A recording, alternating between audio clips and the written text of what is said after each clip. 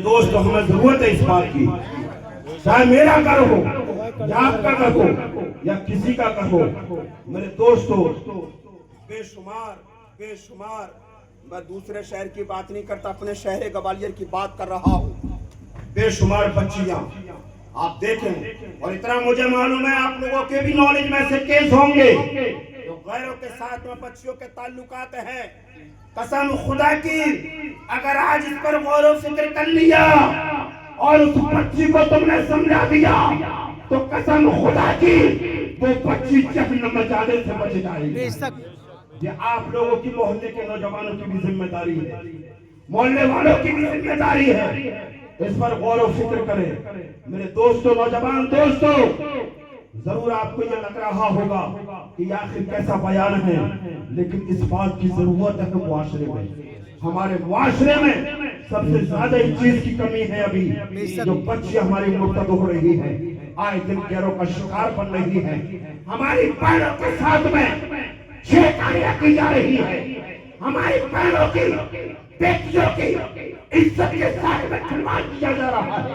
आज हमारी बच्चियों को चढ़े बाजार बेचा जा रहा है और उसके बाद हम कहते हैं नबी के दामन को नहीं छोड़ेंगे, उसके बाद हम कहते हैं हुसैन के दामन को नहीं छोड़ेंगे, उसके बाद हम कहते हैं कि नबी के दामन को नहीं छोड़ेंगे।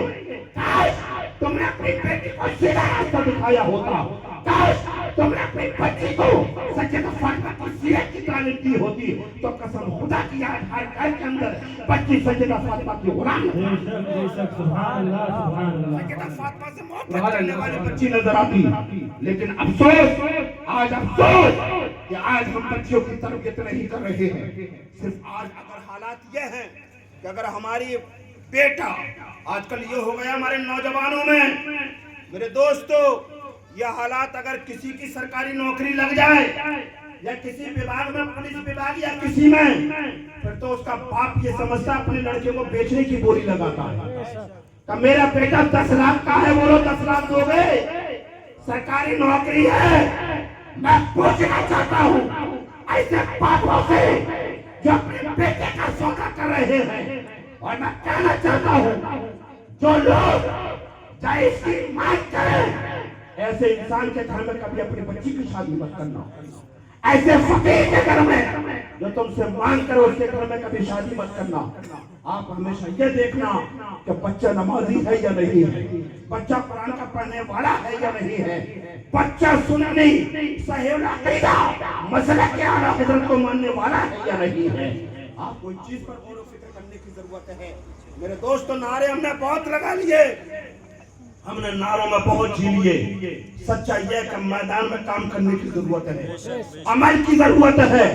और अगर ऐसे ही करते रहे, बेशुमार जलसे होते रहे।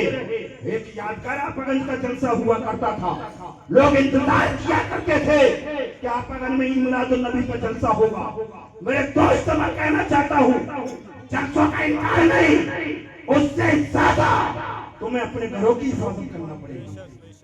दोस्तों, बुजुर्गों, अपनी बच्चियों को तालीम दिलाओ, अपनी बच्चियों को समझाओ, अपनी बच्चियों को कुरान की तालीम पढ़ाओ। और आखिरी बात, इंशाअल्लाह उसके बाद मैं गुफ्तगू खत्म कर देता हूँ।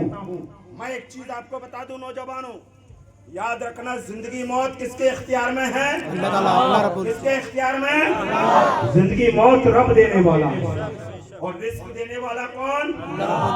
अल्लाह है ना। जमाने में किसी की ताकत नहीं कोई किसी को खिला दे, खिलाने वाला वो है ना।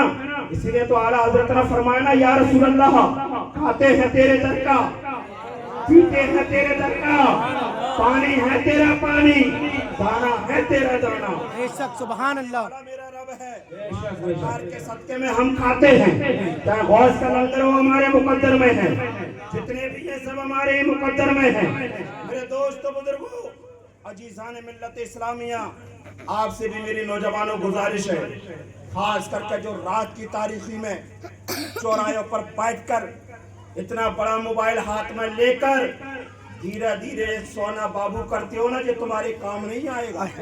जो चौराहों पर बैठकर तुम रात की तारीखियों में अपनी नींदों को बर्बाद करते हो, गलत काम करते हो, तुम सोचते हो, मोबाइल तुम चलाते हो, कम्बल ओढ़ लेते हो, तुम अगर चादर ढाक लेते हो, तुम सोचते हो मेरा बाप नहीं देख रहा, मेरी माँ नहीं देख रही, मेरा भाई नहीं देख रहा, मेरा बच्चा नहीं, कोई नहीं देख रहा घर में, सब सो रहे हैं, मैंने कम्बल ढाक लिया है।